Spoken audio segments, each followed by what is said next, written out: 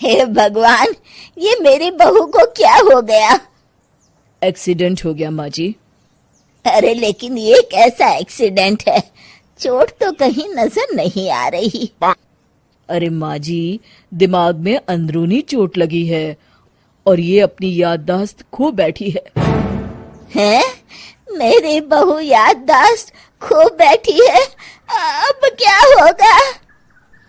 आप फिक्र मत करिए, बस इनका अच्छे तरीके से ख्याल रखिए। मैंने दवाइयाँ दे दी हैं, अब मैं चलता हूँ। अगले दिन, अब तेरी तबीयत कैसी है बहू? बहू? किसकी बहू? हम भैरवगढ़ के ठाकुर विक्रम सिंह की बेटी रूपवती हैं। हम एक राजकुमारी हैं और तुम हमारी दासी हो बुढ़िया। अरे बेटा विशाल, बहू कैसी बहकी बातें कर रही है। अरे कुछ मत पूछो माँ, रात को मुझसे अपने पैर दबा रही थी। सर पर चोट लगने की वजह से इसका दिमाग पूरी तरह खराब हो गया है और ये अपने आप को राजकुमारी समझ रही है। तभी वहां चांदनी आ जाती है।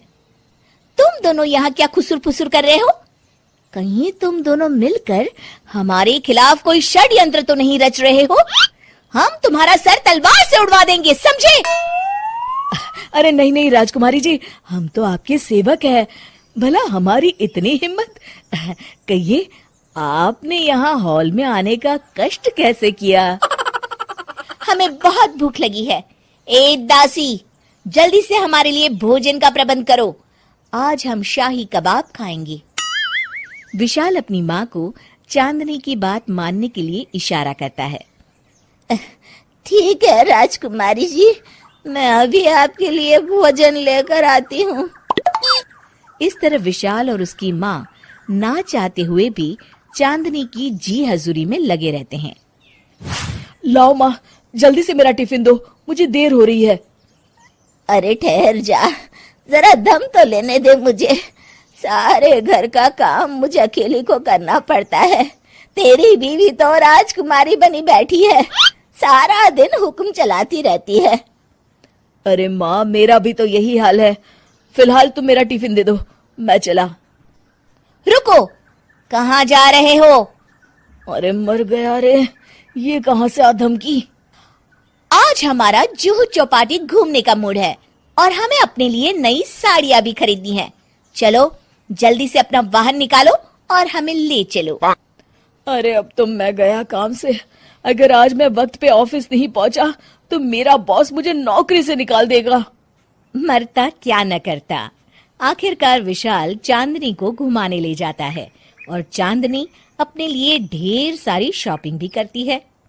ए दासी, टीवी पर कपिल शर्मा के आने का समय हो गया है, जल्दी से टीवी शुरू करो। अरे वाह, कपिल शर्मा तुझे याद है, बाकी कुछ याद नहीं।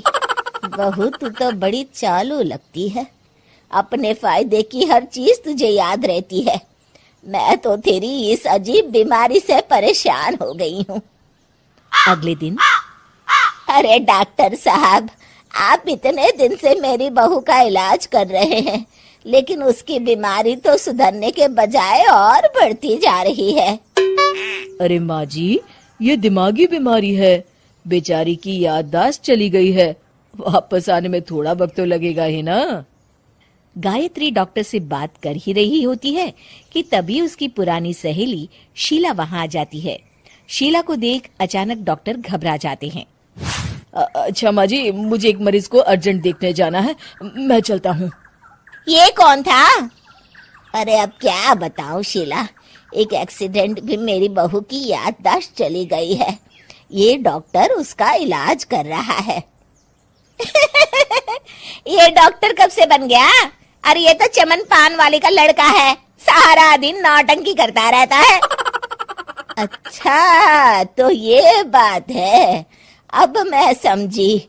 मेरी बहू और ये पान वाले का लड़का दोनों मिलकर मुझे बेवकूफ बना रहे थे। चल तू मेरे साथ। गायत्री शीला को एक बड़ा सा डंडा हाथ में देकर अपनी बहू चांदनी के कमरे में ले जाती है। बहू, ये मेरी सहेली है, एक डॉक्टर है। इसने तेरे जैसे न जाने कितनों का इलाज 2 मिनट में कर दिया है।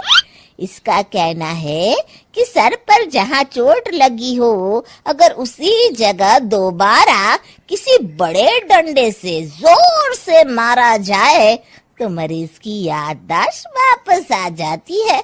देख, हम डंडा भी लाए हैं। अपनी सास की बातें सुनकर और हाथ में बड़ा डंडा देख चांदनी घबरा जाती है। अरे बाप रे, मैं तो फंस गई। इस डंडे की एक बार की वार से ही मैं तो चारों खाने चित हो जाऊंगी। अब क्या करूं, क्या करूं, क्या करूं? लेकिन गायत्री, डंडा सर पर ठीक उसी जगह लगना चाहिए जहाँ चोट लगी है।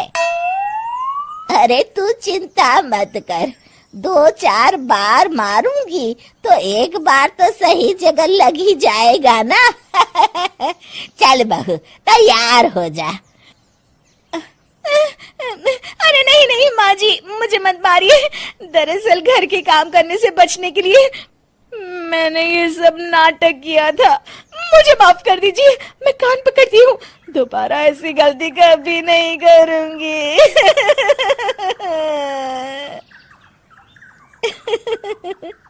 क्यों दोस्तों, कहानी कैसी लगी हमें जरूर बताइएगा।